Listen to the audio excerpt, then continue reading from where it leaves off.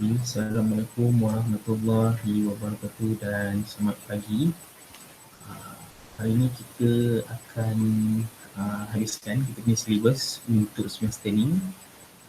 Congratulations everyone for completing syllabus for TPT320, and saya mengucapkan banyak-banyak terima kasih kepada semua sebab menonton video-video lecture saya. Dan saya harap dalam ilmu-ilmu yang saya sampaikan harap dia bermanfaat kepada awak semua, sebabnya awak adalah semester for students and you left with one semester. So selepas pada part 5 ni, insyaAllah sama ada awak akan sambung degree ataupun bekerja, bergantung kepada rezeki awak. Saya doakan semoga apa yang kita belajar sepanjang 320 sepanjang subjek ni, kalau tak banyak pun sedikit dia memberi manfaat dan juga memberi pengetahuan kepada awak berkaitan dengan dunia logistik secara amnya. Okey, so saya nak recap balik apa yang kita dah achieve sepanjang semester ni. Saya percaya semua dah refer to my weekly lesson plan yang kita ada 14 minggu. So untuk minggu ni kita akan habiskan our syllabus on chapter 8. This is the last chapter for our subject. And then untuk tutorial minggu ini, untuk kelas G dan H dan C and D, kita akan ada tutorial this week. We are going to discuss on your group assignment punya sequence, and then saya nak tahu siapa yang akan present, and then turutan presentation awak tu saya akan inform pada kelas tutorial nanti insyaAllah. And pada kelas 4B yang saya ajar daripada chapter 5 sampai ke chapter 8. So this is the last chapter for you to learn from me insyaAllah. Saya harap untuk video-video yang saya dah record dan saya share kepada awak dapat memberi manfaat juga. Okay. So untuk chapter 8 ni sebenarnya, kalau awak perhatikan, awak tengok dalam course information yang saya pernah berikan pada awal semester dahulu, dekat situ dia ada beritahu ada daripada chapter 8 tu dia ada 8.1 sampai 8.6. Kalau ada yang masih lagi tak perasan, sebenarnya your group assignment tu is actually an extension of chapter 8, di mana kita membicarakan berkaitan dengan current issues berkaitan dengan logistics. Kalau awak perasan, dalam topik-topik dalam your group assignment tu ada on seaport terminal, safety and security, ICT in logistic operation, halal logistik, air freight logistics. So total topics 20 topik yang ada dalam group assignment tu adalah sebenarnya dia adalah pecahan daripada current issues yang kita akan belajar dalam chapter 8 ni. Jadi saya nak concludekan untuk chapter 8 ni, dia adalah satu chapter yang pada saya dia tidak berat dengan konsep, tapi dia lebih kepada penceritaan apa yang sedang berlaku pada dunia logistik. So kita akan teruskan dengan our first slides. Okay, so the first issues yang kita akan belajar in terms of reverse logistics, apa yang dimaksudkan dengan reverse logistics, and then kita akan belajar konsep berkaitan dengan just in time. Just in time ni adalah salah satu konsep pada saya yang menarik untuk kita belajar, sebabnya dia diperkenalkan oleh salah sebuah syarikat pengeluar kereta yang terkenal di Jepun, iaitu Toyota. And then kita akan belajar what is actually vendor managed inventories, VMI. Singkatan dia adalah VMI. And then yang keempat adalah third party logistik. Kalau third party logistik ni, kalau awak perasan, kita ada belajar dalam chapter awal. So saya nak relate balik apa yang kita dah belajar sebelum ni, and I hope in terms of third party logistik ni semua dah dapatlah dia punya konsep. Apa yang dimaksudkan dengan third party logistik, dia adalah satu konsep di mana sesebuah syarikat dia menguruskan dari segi transport, forwarding dan juga storage. Itu yang dimaksudkan dengan third party logistics. Okay, so kita akan masuk pada perkara pertama. The first thing we are going to learn is in terms of reverse logistics. Okay, so kalau perasan kita ada belajar juga secara general on reverse logistics. Saya nak relate balik dengan apa yang saya ajar waktu mula first class saya dulu, kalau awak masih ingat. Saya akan buka satu slide ni. Hopefully you are able to be reminded that what I have told you before in terms of the flow of information in logistics. So ini adalah gambar rajah yang saya pernah tunjuk pada first class hari tu. Untuk kelas G dan H dan kelas C and D, pada kelas pertama yang saya buat live class hari tu, saya ada panggil few nama dan juga saya ada minta mereka explain in terms of the flow of information dalam logistics. Okay, so ini adalah flow daripada bermula pada vendor kepada warehousing and then factory, warehousing balik and then kepada customer. Ini adalah satu flow yang sebenarnya dia adalah konsep logistik yang sebenar. Apa yang dimaksudkan dengan reverse logistik ni, instead of dia bergerak daripada vendor kepada warehousing, dia bergerak secara terbalik. Kiranya bahan yang telah dihasilkan kat sini, kiranya customer dah dapat. Selepas customer dapat barangan ataupun produk tersebut, kiranya ia sama ada ia dipulangkan ataupun dipulangkan sama ada sebab rosak ataupun dipulangkan atas sebab contohnya environmental issues. Contohnya dia nak recycle balik produk-produk tersebut. Jadi produk yang telah dibeli oleh customer dihantar semula kepada tempat jualan ataupun tempat pengumpulan dan dia punya flow dia bergerak secara terbalik semula untuk sampai balik kepada vendor ataupun plant ataupun ports. Okay. Itu yang dimaksudkan dengan reverse logistics. Saya harap awak semua boleh try untuk relate balik apa yang kita dah belajar waktu first class dahulu. Okay. So kalau tengok dekat sini gambar rajahnya, dia menceritakan pergerakan daripada kilang kembali daripada pengguna kembali kepada kilang. So in terms of the commercial perspective, reverse logistics is the process of planning, implementing and controlling the efficient, cost-effective flow of raw materials, in-process inventory, finished goods and related information from the point of consumption, tempat ia dibeli ataupun dijual, kembali kepada the point of origin, tempat ia dihasilkan. Okay, so ini adalah keywordnya, for the purpose of recapturing value of proper disposal. Okay, reverse logistics ini dia melibatkan proses-proses dari segi bagaimana kita nak merancang, kita nak implement dan juga kita nak kawal dari segi cost dan juga efficiency. Sama ada barangan-barangan itu adalah dari segi raw material, benda yang belum dihasilkan ataupun inventory yang telah siap.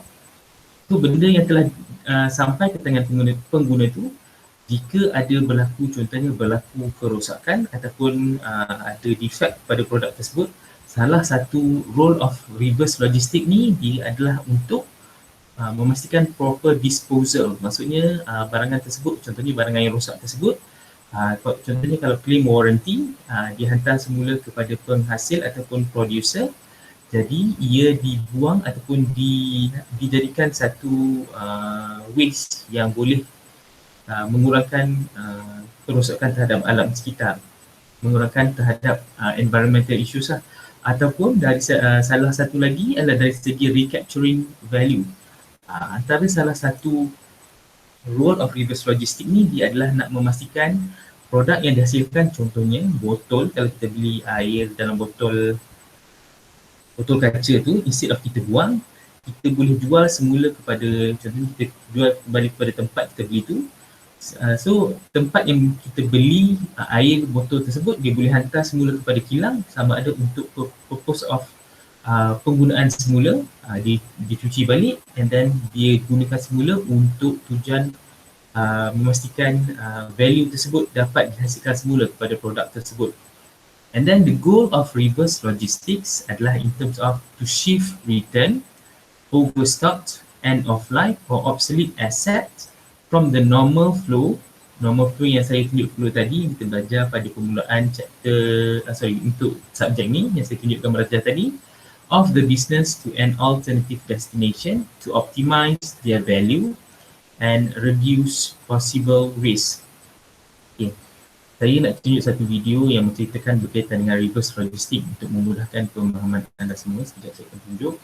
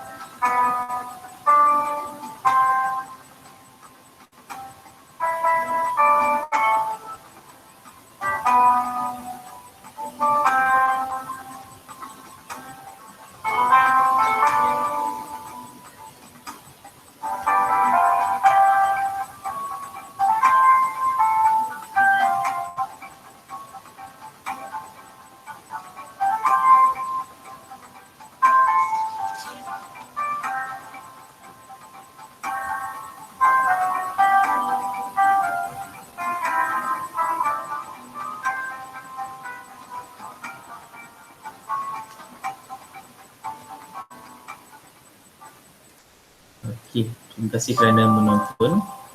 Uh,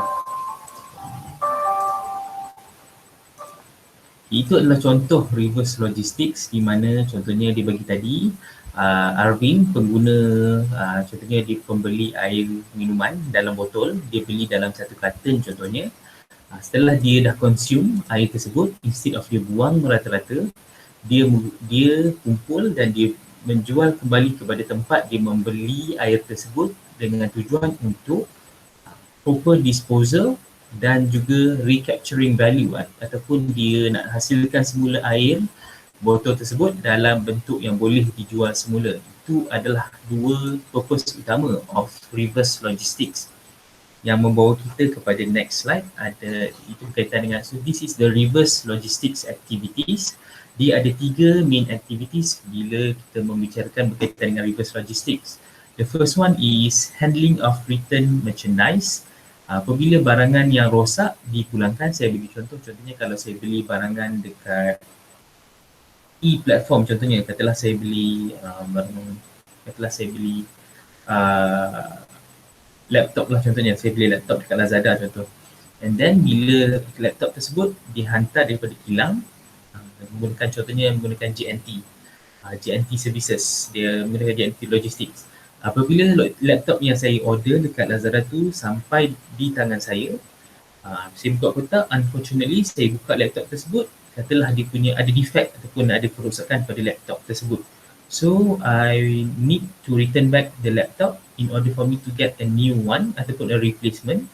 Jadi saya kena return the merchandise kepada kalau macam tadi saya kena return balik kepada JNT Express.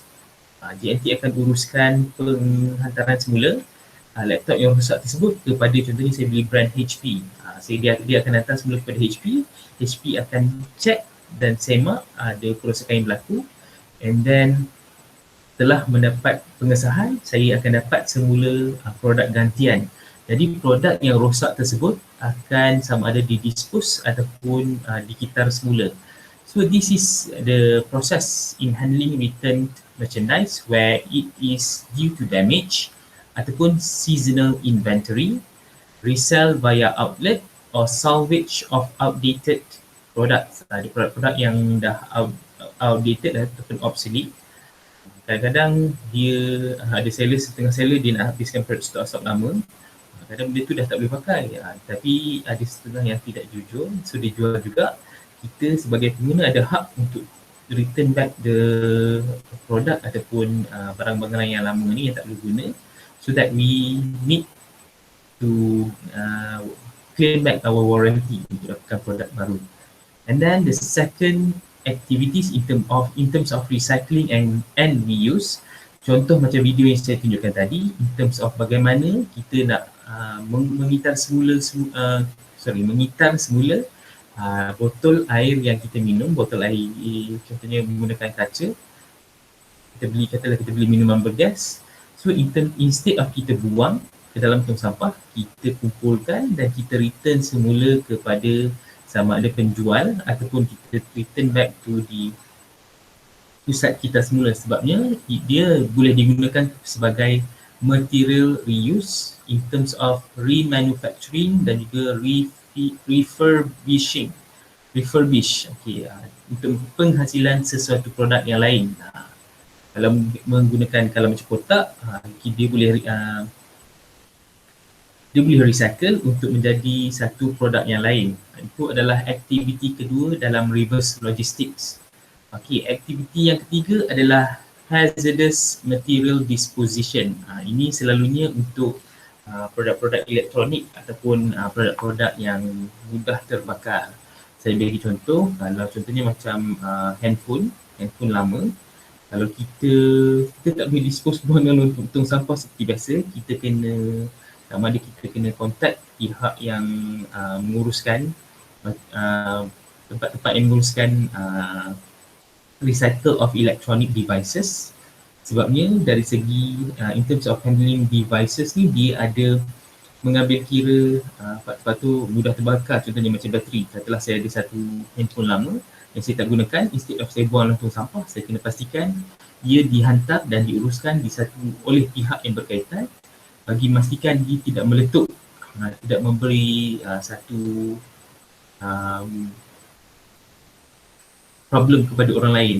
Itu adalah ni adalah 3 daripada aktiviti logistik, reverse logistics. Alright, and now this is, okay, ini adalah contoh apa yang berlaku. Ini adalah contoh iklan yang saya dapat daripada Dr. Zamri. Kita punya research, kita punya main lecturer untuk subjek ni. Dia nak beritahu di sini in terms of reverse logistics, ini adalah cabang-cabang yang kita dapat di bawah dalam aktiviti reverse logistics. Dia ada customer service yang kita belajar dalam chapter 6. Dan depot repair, service logistics, the end of life manufacturing. Kiranya reverse logistics ni dia melibatkan coordination between business processes, contohnya marketing, planning.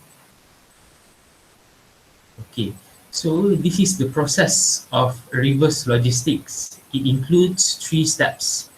The first one is customer interaction. Awak tengok pembahagiannya kepada 3. The first one is in terms of customer interaction, customer akan memulangkan balik sama ada barangan tersebut rosak ataupun untuk tujuan kita semula, dan based on feedback, trade-ins ataupun upsells. And then selepas dia dipulangkan kepada tempat, contohnya tempat dia beli ataupun tempat dia dapatkan produk tersebut, akan berlaku proses of transportation and positioning. Okay, pihak yang terlibat yang menerima barangan daripada pengguna tadi, dia akan menguruskan in terms of transport, receive, dia akan inspect dan dia akan sort, dia akan bahagikan ikut kepada jenis-jenis barangan yang diterima.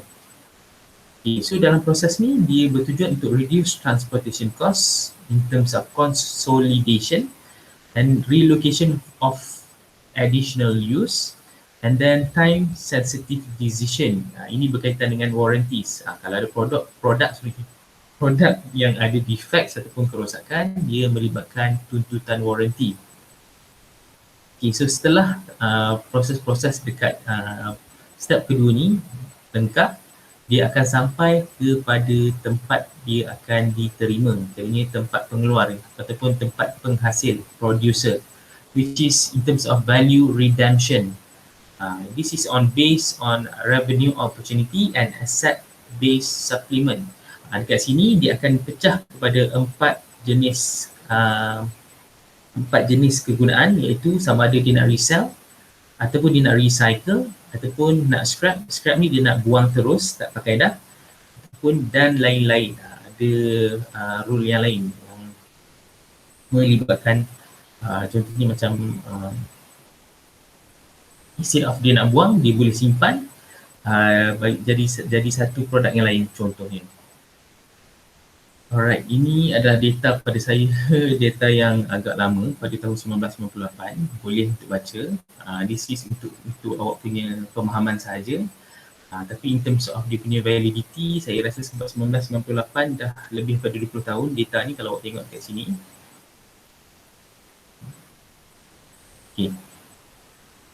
Alright, so in terms of reverse logistics, why spend money on returns? Okay, kenapa kita ataupun kebanyakan syarikat ataupun organisasi kebanyakannya dah mula menggunakan pakai reverse logistics. Yang pertamanya, dia akan increase profit. Ini disebabkan oleh bila setengah pengguna dia berpendapat, okay, contohnya syarikat katalah Apple yang menggunakan iPhone, dia mengambil kira faktor-faktor persekitaran alam sekitar. So bila dia tengok Apple adalah sebuah syarikat yang menggunakan reverse logistik dan mementingkan pemeliharaan alam sekitar, secara tidak langsung dia akan rasa terpanggil untuk membeli produk tersebut, sebabnya dia rasa Apple punya inisiatif ni dia lebih kepada mementingkan pengguna dan juga alam sekitar. Secara tidak langsung dia membantu pada our second point for today, for this one, which is improve customer relation. Bila kita ada after sales service yang bagus macam syarikat Apple, secara tidak langsung customer experience ataupun pengguna-pengguna akan berasa happy, sebabnya instead of selepas membeli barangan, cuba awak bezakan dengan awak beli barangan daripada China, selepas dapat barangan tersebut amat susah untuk kita nak return back. Contohnya kalau ada berlakunya kerosakan ataupun dapat barangan yang defect.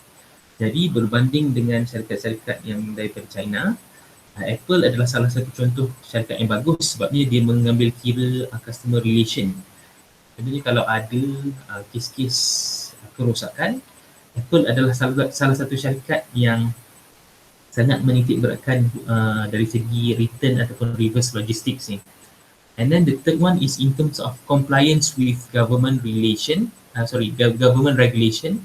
Ada sesetengah negara dia nak memelihara alam sekitar, dia meletakkan dari segi undang-undang untuk memastikan hak-hak pengguna dapat dipelihara. And then in terms of support sustainability initiative, okay, pada masa kini kita selalu dihidangkan dengan berita-berita environmental issues. Syarikat-syarikat besar ataupun organisasi besar yang ada kilang-kilang ni, dia menyebabkan environmental terjejas. Contohnya noise pollution, air pollution. Jadi salah satu inisiatif syarikat-syarikat besar ni untuk memastikan mereka dilihat sebagai syarikat yang mengambil kira persekitaran dan juga alam sekitar. Jadi reverse logistik ni dijadikan sebagai salah satu dia punya inisiatif untuk menunjukkan komitmen dia sebagai sebuah syarikat yang mementingkan pemeliharaan alam sekitar.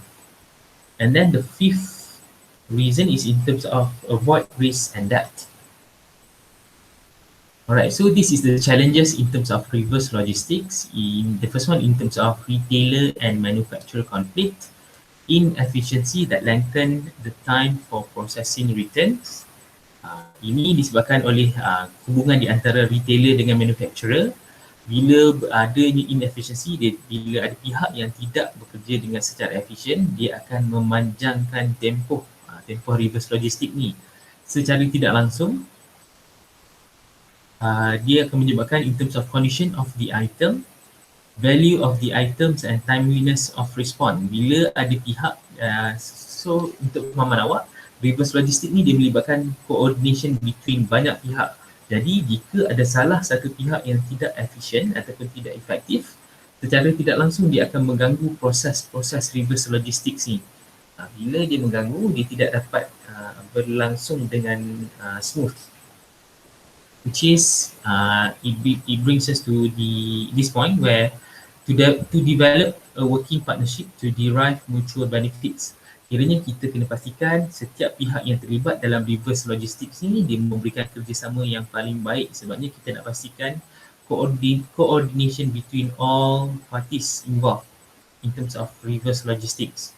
And the second one is in terms of for challenges of reverse logistics ni, in terms of problem return symptoms, where selalunya berkaitan dengan bagaimana kita nak menguruskan data-data ataupun maklumat berkaitan dengan proses ini. Bila kita tak simpan maklumat dengan betul, contohnya tulis atas kertas je instead of kita masukkan dalam sistem, of course maklumat yang penting tersebut akan hilang instead of berada di dalam sistem. So kalau ini adalah pepatah yang mengatakan if you aren't measuring it, you aren't managing it. So, jika awak tidak simpan data dengan betul, macam mana awak nak uruskan dengan betul? So itu adalah dari segi bagaimana kita menguruskan information. Saya rasa ini yang awak ada belajar dalam subjek MDT300, bagaimana penyimpanan data ataupun data warehouse ini dilakukan. Boleh try untuk relate, sebabnya pada saya subjek-subjek untuk part 4 ni dia saling berkait. Okay, so now we are moving into another challenge is in terms of cause and effect, where poor data collection leads to uncertainty about return costs. It improves the return process but decrease the cost. Being able to see defective products and to track return issues. Okay. And then in terms of reactive response, ini in terms of government regulation or pressure from environmental agencies. Ini ada tekanan yang diberikan oleh pihak kerajaan ataupun agensi-agensi kerajaan kepada syarikat-syarikat besar untuk pastikan mereka mematuhi dengan standard-standard semasa untuk menjaga alam sekitar. it has not been possible to justify a large investment in improving reverse logistics systems and capabilities. Okay, so kita akan masuk kepada best practice process, but sebelum saya teruskan, saya akan beri masa 2 minit untuk semua refresh yourself and then pergi untuk minum air ataupun rehat mata sekejap daripada tengok skrin, sebabnya bila saya faham ada kekangan dari segi sikit belakang and the way you position yourself mungkin akan menyebabkan awak tak selesa. So saya bagi rehat dalam 2 hingga 3 minit untuk pergi refresh yourself. Saya akan sambung selepas 2 hingga 3 minit kita break.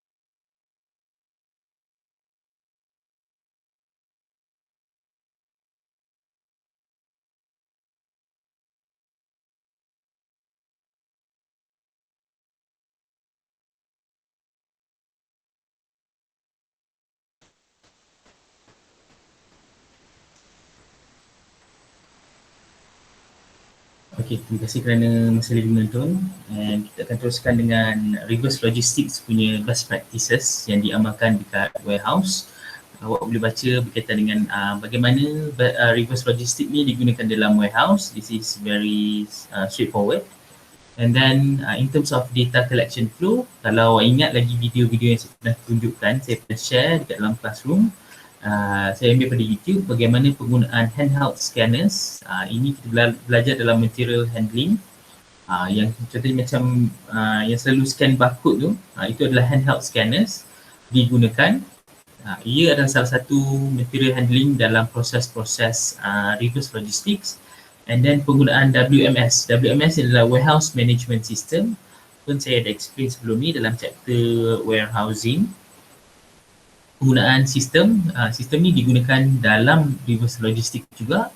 And then in terms of accounting system ni dia adalah salah satu sistem yang diamalkan oleh syarikat bagi memastikan pengiraan ataupun numbers diuruskan dengan betul, dan dia digunakan secara meluas bersama dengan reverse logistics.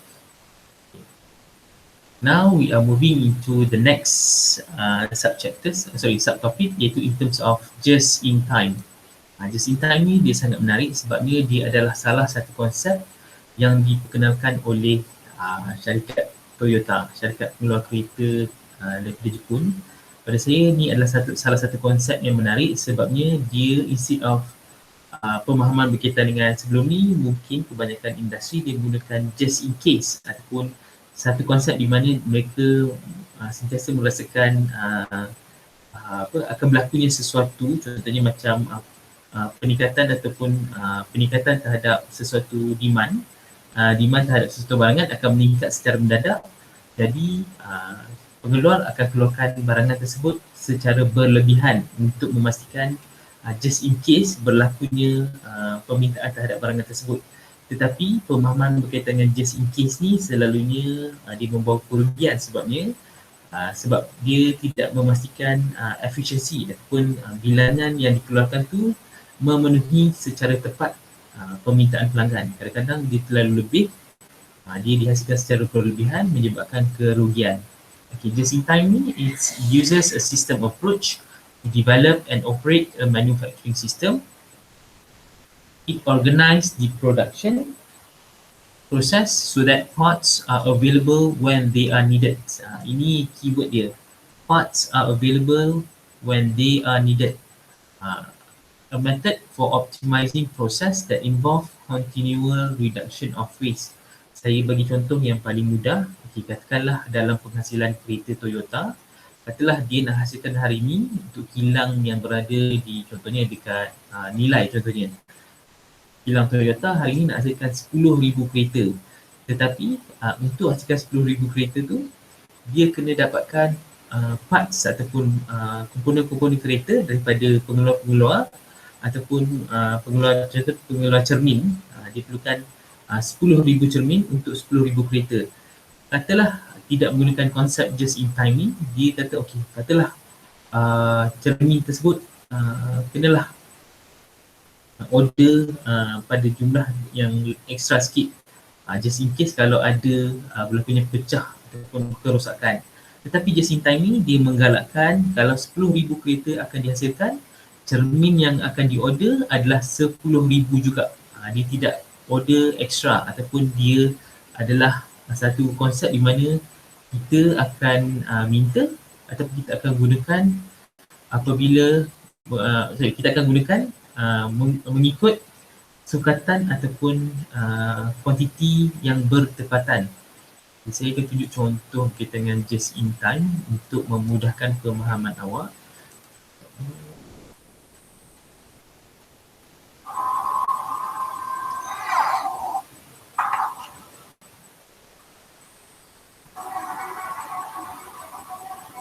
Toyota knows how.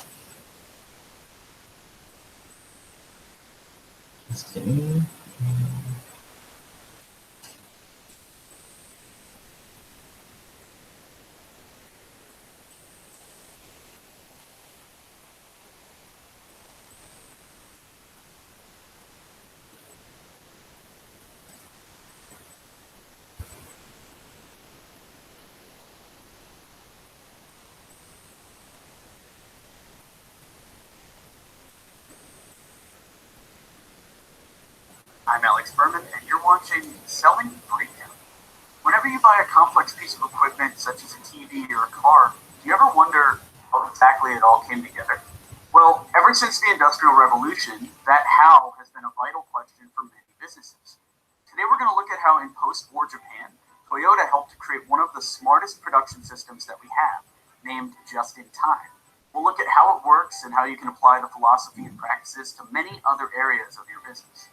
After World War II, Japan faced some difficult problems. They didn't have a lot of cash, resources were scarce, and there wasn't a lot of free land to expand factories. However, Taichi Ono at Toyota, managed to turn these problems into advantages by slowly creating the just-in-time system. The idea didn't come all at once. It's more that through the 50s and 60s, various changes were implemented and improved until the 70s, where the wider world began to realize the benefits and adopted a similar approach. So, what is just-in-time? The philosophy is to make the entire production system only work with what it needs and to minimize wait times between each stage. The biggest savings is normally around inventory. Before just-in-time, a company would keep a warehouse filled with the parts and raw materials it needed. When supplies were getting low, they'd reorder when they had just enough to keep going until the new delivery came. But Toyota realized, what if you just keep making that same order as soon as the next one arrives? That way, you never need to keep this stockpile of spare parts.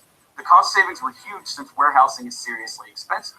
You need to pay for massive space, power, staff, security, and for all the parts that are just sitting there waiting, not making you money or adding value to your product. And this is the core of just-in-time. You look at each area of production and ask, is this adding value to the product? If it isn't, maybe there's a better way to do it. You cut everything down to its most efficient form with almost no room for error, which is where the risk in just-in-time lies. Toyota used Japan's relatively small size to its advantage. You could rely on suppliers delivering exactly on time because they only had to travel small distances. This is important because if you get problems with supply, it can shut down the whole system.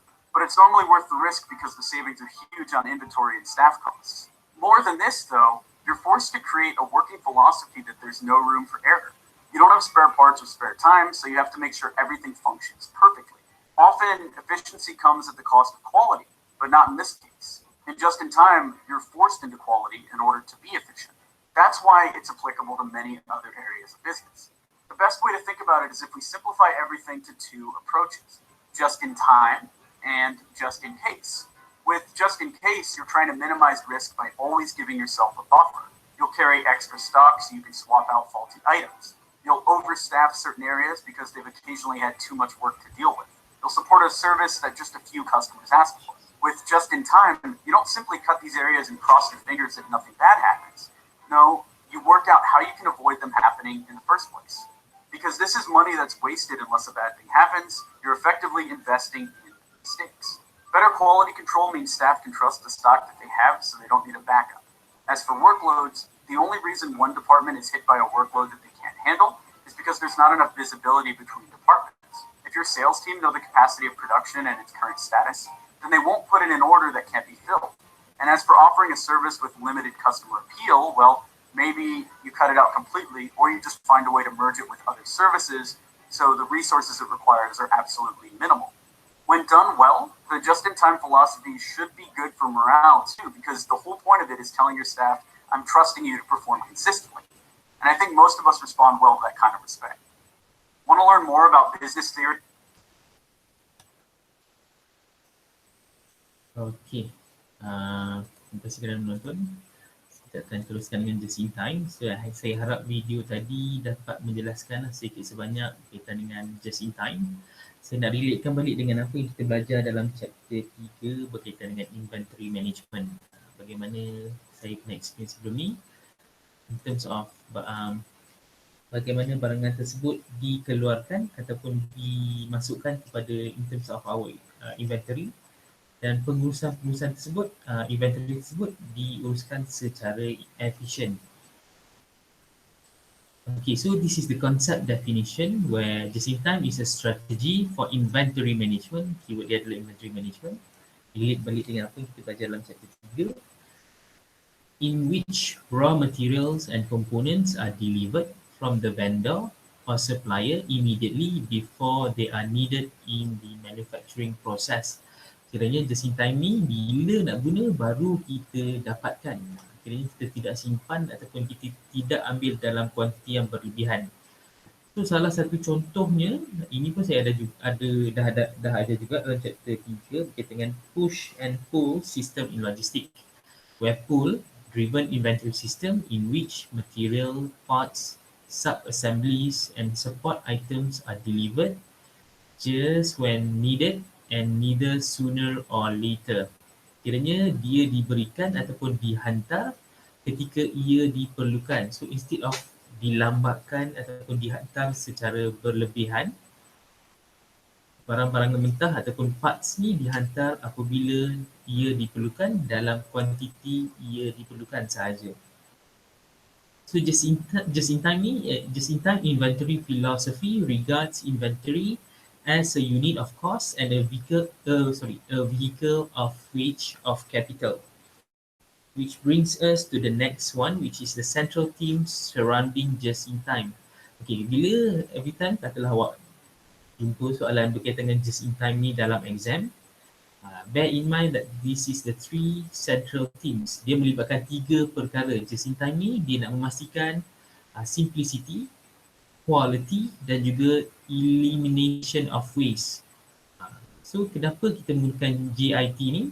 To eliminate product inventory from the supply chain, to reduce manufacturing cycle time, arrival of raw material and the shipping of final product, and then to produce products with feature only what customer wants, and then to reduce waste, nak memastikan berlakunya pengurangan dari segi pembaziran dan juga proses variety, products being stored, inspected or delayed, defect products do not add value. Okay, so keyword dia di sini adalah in terms of simplicity. Dia nak memastikan proses tersebut berjalan secara lancar melalui proses yang telah di-streamline ataupun dimudahkan. And then in terms of memastikan quality, bila kita ada satu produk yang dikawal secara ketat, penghasilannya dia akan menghasilkan satu produk yang berkualiti. And then untuk mengelakkan dari berlakunya pembaziran dari segi penghasilan barangan. Bila kita hasilkan barangan dalam satu kuantiti yang berlebihan, dia akan membawa kepada kerugian, so penambahan kos yang tidak diperlukan oleh sesebuah syarikat. Okay, so this is the just-in-time technique, which is we have 7 of them. Boleh refer dalam buku teks. Untuk just-in-time, awak boleh refer pada buku teks. Saya lupa nak beritahu.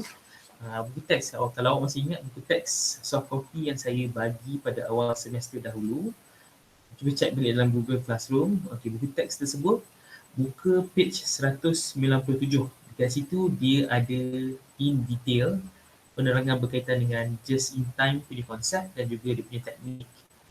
So teknik-teknik ni diceritakan secara in detail bagaimana just in time ni digunakan di syarikat-syarikat besar. This is the pros and cons. You can read this. Ini dari segi bagaimana kelebihan dan juga kekurangan penggunaan just in time ni dalam syarikat-syarikat.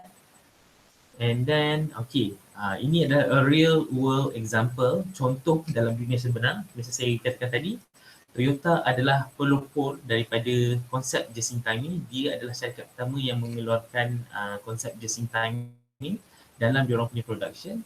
Other than that is Dell, which is dia replicate apa yang Toyota hasilkan. Apa yang Toyota amalkan, just in time konsep ni, and then diamalkan dalam syarikat dia.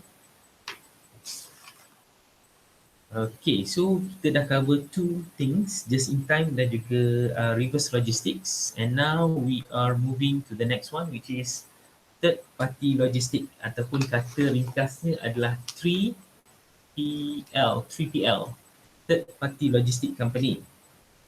Okay, untuk pemahaman awak, third party logistic ni is simply the use of an outside company to perform all or parts of the firm's material management and product distribution function. Third party logistic is a relationship between a shipper and third party which, compared with the basic services, has more customized offerings, encompasses a broad number of service function and is characterized by a long-term, more mutually beneficial relationship. Okay, antara syarikat-syarikat third party logistik yang ada di Malaysia ni, kalau awak masih ingat, saya pernah tunjuk contoh video Abang Afiq, senior awak yang telah bekerja dalam Swift Logistics. Swift Logistics adalah salah satu syarikat yang mengamalkan third party logistik. Dikiranya dia menyediakan perkhidmatan transportation, forwarding dan juga storage. Ini adalah 3 peranan utama untuk third party logistik. Selain pada Swift Logistics, contoh-contoh lain untuk third party logistik company dekat Malaysia ni, kalau awak tengok dekat atas jalan raya, Kalau tengok ada truck-truck ataupun lori-lori besar, contohnya macam Tiong Nam, Bifrost ataupun Post Logistik, itu adalah syarikat third party logistik di mana mereka tidak ada produk sendiri, tetapi mereka adalah syarikat yang menguruskan tiga perkara dalam bidang logistik, iaitu in terms of transportation, sama ada menggunakan mod udara, mod dalan ataupun mod air, and then in terms of forwarding, and then in terms of storage of goods, penyimpanan barangan dekat warehouse ataupun gudang. Okay. Itu sedikit sebanyak berkaitan dengan isu yang ketiga yang kita belajar dalam chapter 8 is in terms of third party logistic. I hope you can read more on company yang saya sebutkan tadi, Swift Logistics, Tiong Nam, Bifrost dengan Post Logistics. Those are the examples of third party logistics company. And now this is the last part yang kita akan belajar dalam chapter ni, which is the vendor managed inventory.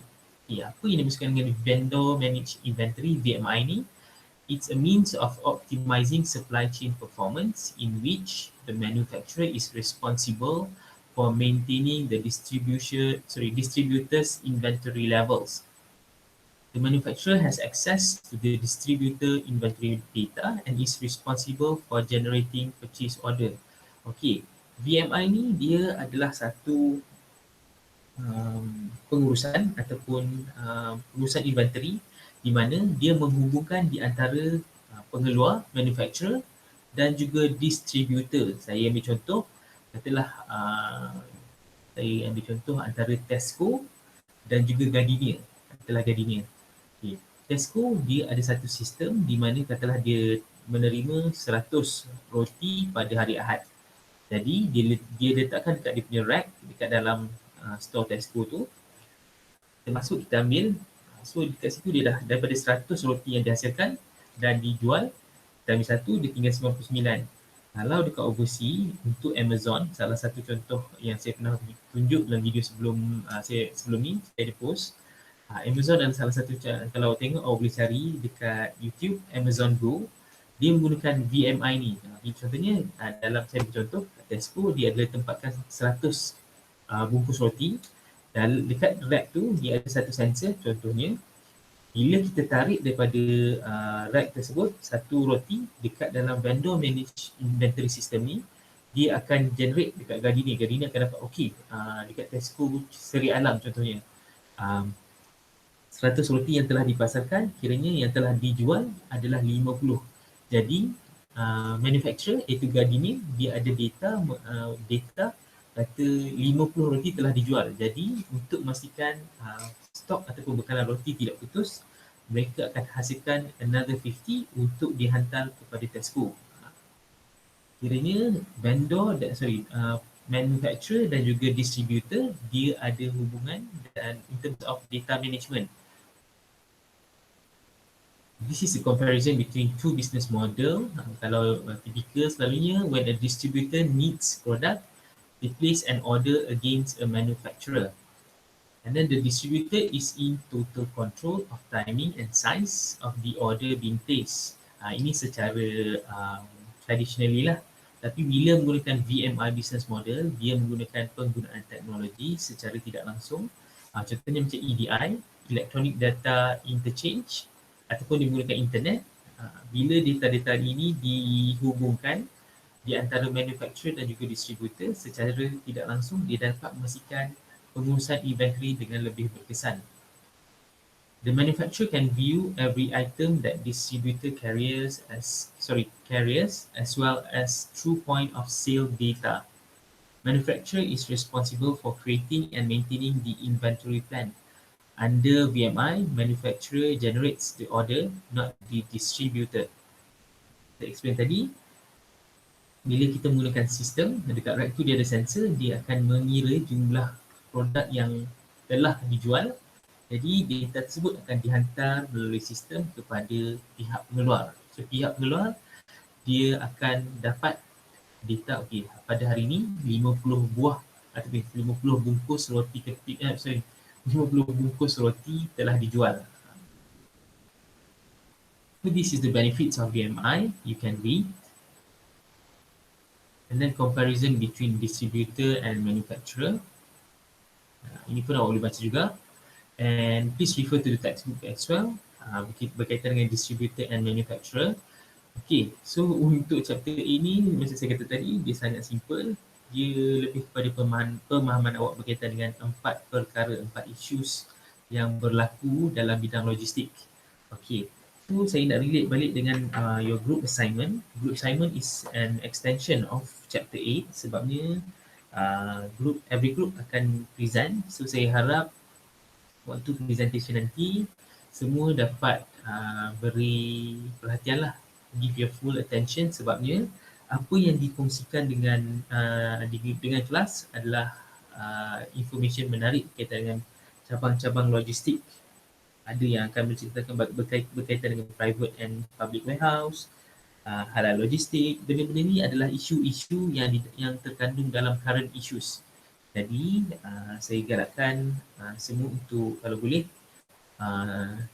please participate in the class presentation nanti.